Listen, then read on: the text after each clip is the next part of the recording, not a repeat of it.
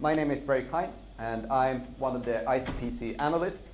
And with me, I also have Stein Nohem, who is also one of the analysts, and Fredrik Niemöller, who is, he's also an analyst sometimes.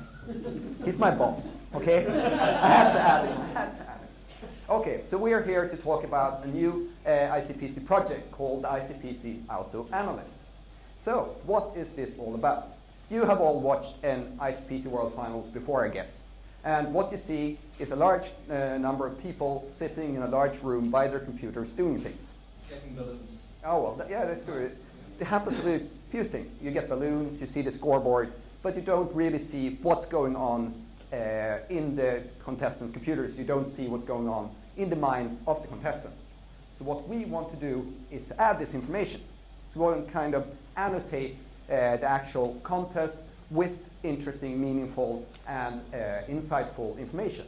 So, for example, maybe one of the teams have started on what you say the wrong problem, one of the harder problems, rather than taking one of the easier problems, or that you have a team which actually are coding on a problem and they have the right approach, but they have some way to go. So we want to be able to inspect the actual code of contestants to see what's going on. And I assume that several of you here in the audience have been judges or have arranged contests yourself. And as a judge, of course, you know everything that's going on. You see the submissions, you see exactly what mistakes the teams are doing. But there's no way for the audience, the general audience, to get that detailed information. So we want to provide the information that's currently only available to the judges. I mean, not all information, but the interesting information. Provide that to the general audience in a good way. Exactly. So, and then what we also might want to do is have some kind of aggregated picture of what's going on in the contest. So here is actually the submission statistics for each particular time interval, how many submissions on each of the problems that were done, and how much they were working on the problems. So you can also create that kind of aggregated information. And we also provide a feed of interesting information. So I think we can also say that we have been doing. Sorry for interrupting you. We have been doing this analysis thing for several years now. Yeah, that was coming later. Yeah. Sorry. Okay. Show the picture. Okay. So what we have been doing the last couple of years is that we have actually done this, but we've done it manually. And as Fredrik pointed out during our practice, or actually making the slides outside here, was that they started already in 2006. Me and Stein started to get involved in 2009 when the World Finals were in Stockholm. So that's the first time we were involved, and we've been involved ever since. So what we basically started out was doing everything manually. As Fredrik said, that the judges had an IRC channel to the TV host when they typed things when they occurred. And what we did, so for every year, we have automated more and more. We added more and more sophisticated tools so that we can do more and more. So what is the actual information that we get? Well, first of all, we have the contest control system that is kept this in the last couple of World Finals, providing an event feed with all the submissions and all the judging done by the judging system. So that's one of the main parts of sources of information. Then we also have access to the team submissions, so we can actually view the submissions themselves, as you can as a judge. So this is basically what the judging system will provide you with these two things. But then we also have a number of extra things here at the World Finals. So we have access to the backups of the team's files. So the team's computers are continually being backed up, and we have access to a copy of those backups. So we can actually look at what the contestants are doing right now. And we don't have to wait until submissions have been submitted. We also have access to view the desktop of the contestants using DNC. We also have cameras mounted on the contestants' computers so we can see their faces. And you've probably seen last year where we actually automatically recorded the reactions of the teams when they submitted a problem, or when they found out that their submission was actually correct. And there were some nice videos done last year. And then we also have information from the ICPC registration system. Welcome. I started early, so I'm afraid you missed the beginning. So what we then do is basically we collect all this information to a single user interface that we have created. So there we collect all the information. We can add more information manually as well. So this is what we have been doing and we will do this year as well if everything goes as we plan to. So what we actually now have a slide of all of us. So this is the team from last year. So I wanted to say that this is not just us three doing something, but it's actually a large group of people being involved in this. So here is the team, and some of them are sitting in the audience. So thank you all. So what we have then done is to take these tools that we have developed and try to package them, at least those parts which can be automated, so that there is no need for a lot of manual input. So we have done that, and it basically consists of a number of you import a number of different things into the system. We have an event processing tool, which can then, by applying rules, extract new information. And we have a central database where we store everything, and then we provide an API to this information. So that's the high-level view of it.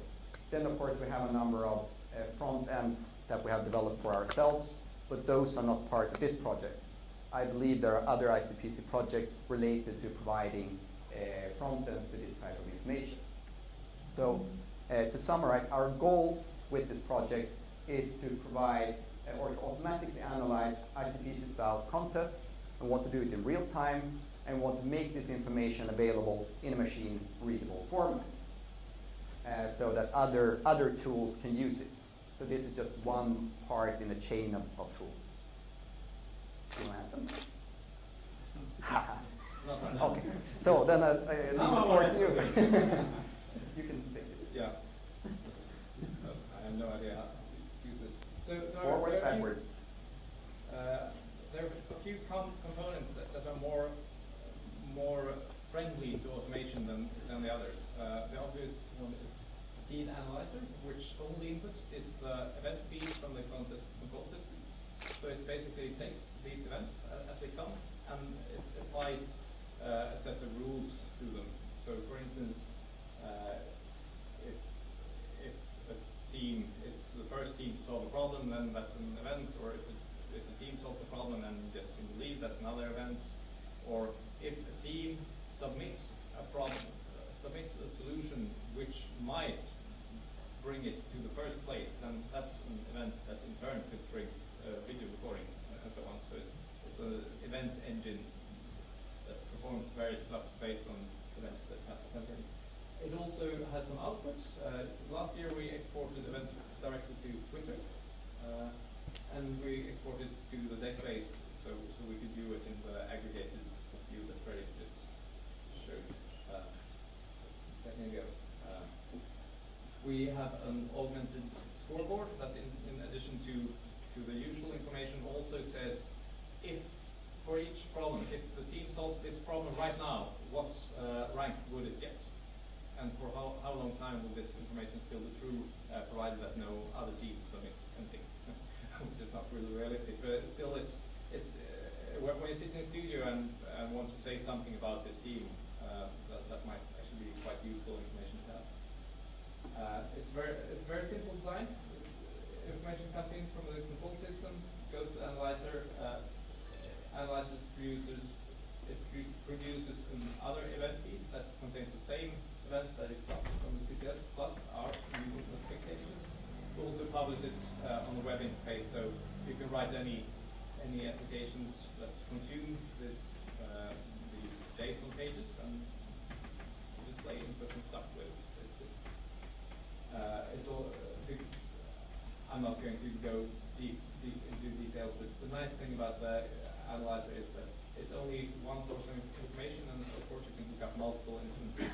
Because we're hoping that eventually we will be able to publish this analysis on the web, so for public consumption. I'd say our current solution doesn't scale that well, so there will be no public website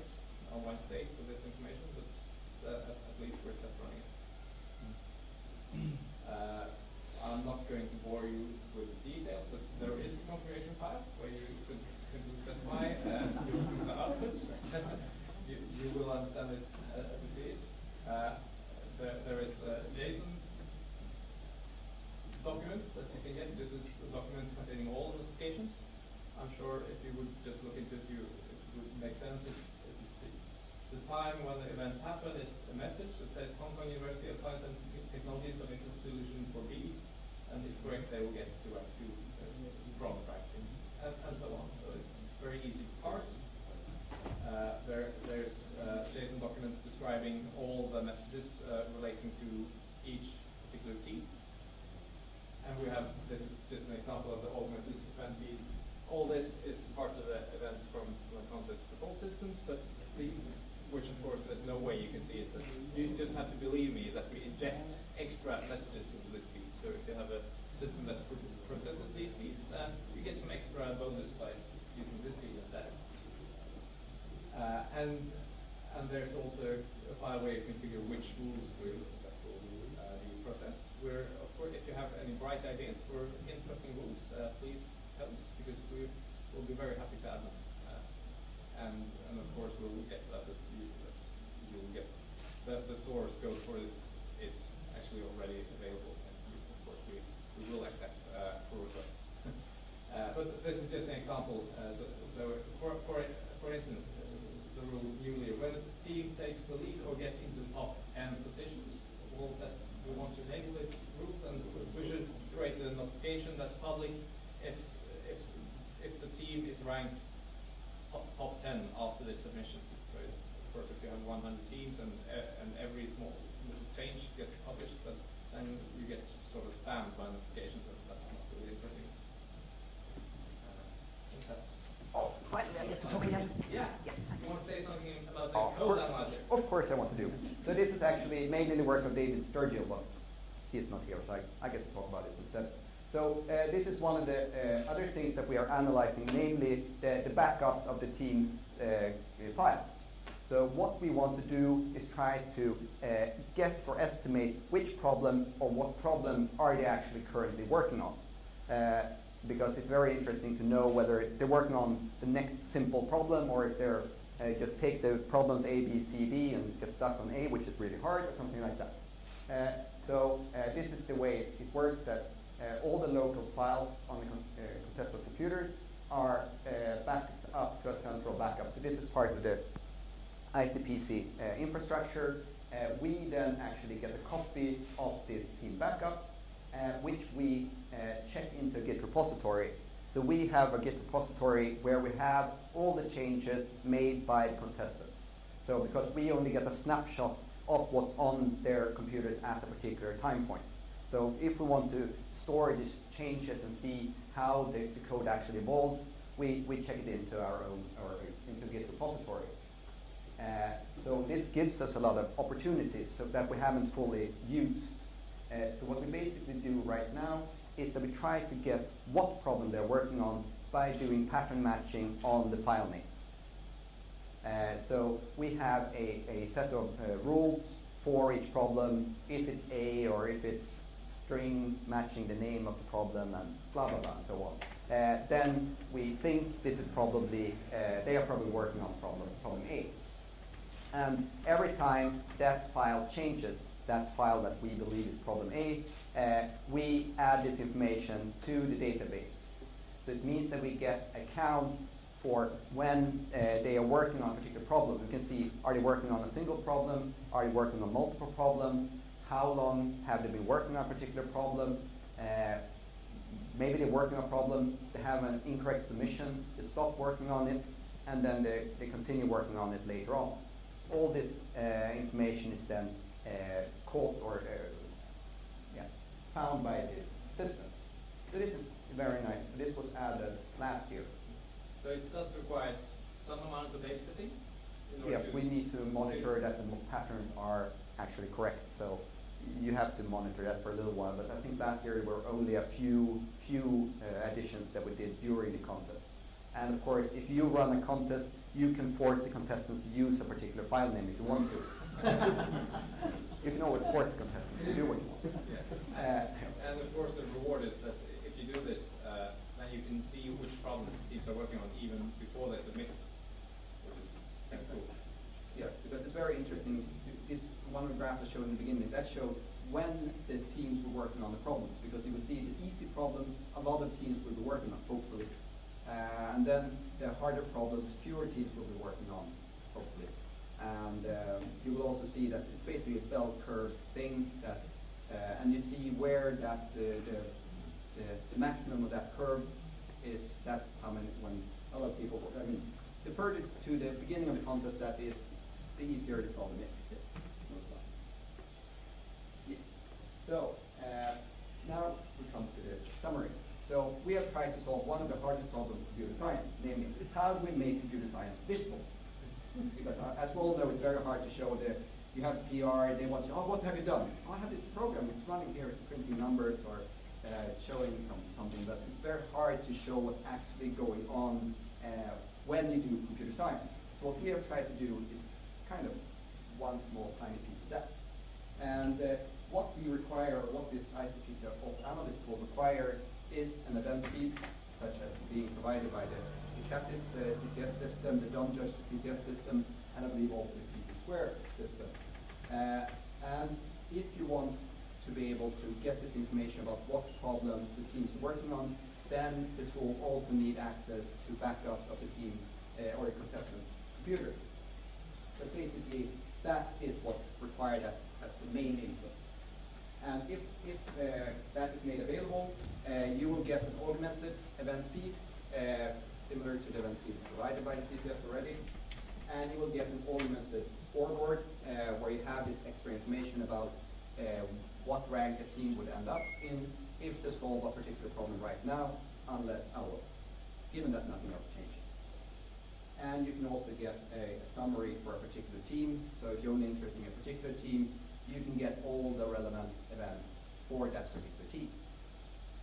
And everything is publicly available on GitHub, so you can download it and use it. We're going to release it under an MIT license. We haven't checked all the third-party software that we use, so well, we will do that shortly. And so the plan is that you should be able to use this if you have a regional or other contest, and we are very happy to help you out. Hopefully it should be, well, when we're done, it should hopefully be very easy to use and well documented and so on. So with that, I leave the floor for questions. Any questions? No question. I have a question. Yes. Can you please go back one slide? This one? Yes. So I was talking that you are automatically checking the whole content of each team home directory into Git repository. Yes. I'm sure you want that. Doesn't this open an easy denial of service attack on your service? Moreover, strictly within the rules of ACM ICPC. It's well known that Git doesn't work with large binary files well. Well, the thing is that we only read, I mean, we don't have anything to do with the real contest system. So the contest system is doing backups, and they parsing to us. And this is only on our computers. Analyze will basically It's, stop working. If I just leave it in my file in my if you want to break it, sure. We could, I guess we could add some kind of rule saying that we only check in non-binary do you files. use stock standard Git? Yes. Because when I did similar sim in my contest control system, just to store submissions, not backups because we don't have it, I had actually contact Git developers to perform some optimization because, well, we checked in everything the World Finals, and we didn't have any problems. Or did we? No, we didn't have any problems last year. So I guess the ICPC World Finals are well behaved and don't behave well large binary files.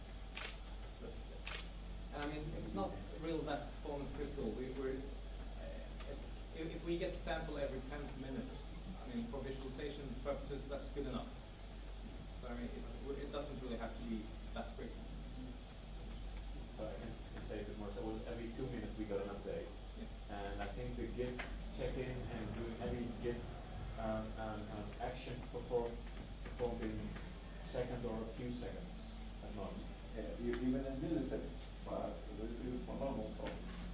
Yeah, Just okay. like the 8 gigabyte. Yeah, so if contestants want to come to DOS us, which doesn't give them any advantage, then yeah, they could try to do so in their own contest time. Yes. This can be even unintentional because maybe some problem requires this kind of file as a random input. Yes, I mean, they could generate a very large test case. That is true. I mean, in that case, it might be a problem. I mean, for next year, perhaps we have to create an automatic git ignore file. Oh, sorry. I think I explained them. I just that. What they did was actually we filtered the backups to only source files. Okay. So yeah, unless you kind of put a lot of the binary data into a source extension file. There is no extension. Yes. Well, there have been cases where people would build a lookup table, for example, of thousands of entries and incorporate that into their source file. That's still binary. That's not Yeah, okay. Any I other would say questions? it's been done before. Yeah. Very appropriate. As you said before, since you control the environment, the teams, the team workstation, you can focus on the workspace of each IDE, so you can only back up their files. Yes, so they don't do a full backup of the whole contestant computer. There is a backup script only to back up some things, as example the source files. I don't remember exactly what the backup. But actually what's also interesting, what we have been discussing, what we haven't done is to add keyloggers. Because if you don't save the files, we cannot find the information. So it would be interesting also to see what actually typing and do it in even more real time though. That's what we should work. You're doing DNC already, right? Oh, different idea. Well, we don't have an image. Image. We put OCR to DNC. But I mean, from an entertainment perspective, correctness isn't the most important. I mean, it's more important that Frederick and its people in Sweden have something to say. So if it turns out that this information was slightly inaccurate because they hadn't saved their files, it doesn't really matter in the long run. I think because eventually they have to save their file in order to submit it. Aggregated the data eventually. So I mean, it's an approximation. But it's good enough to have something to talk about. And it's also good, I mean, if you're a coach and want to see what your team are doing, at least you get some information about the things that they are doing. Also, can you move to the second slide? Or maybe one second. Oh, no. This is my second slide. This one, yeah. Do you have some code which does this?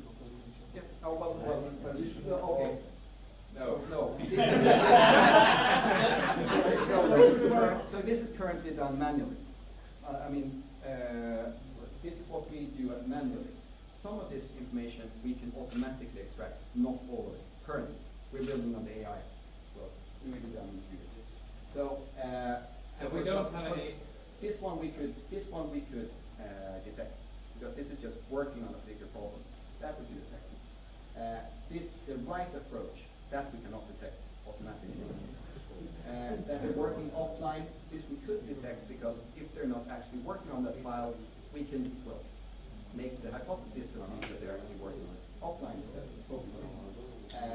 Look fail on known corner cases.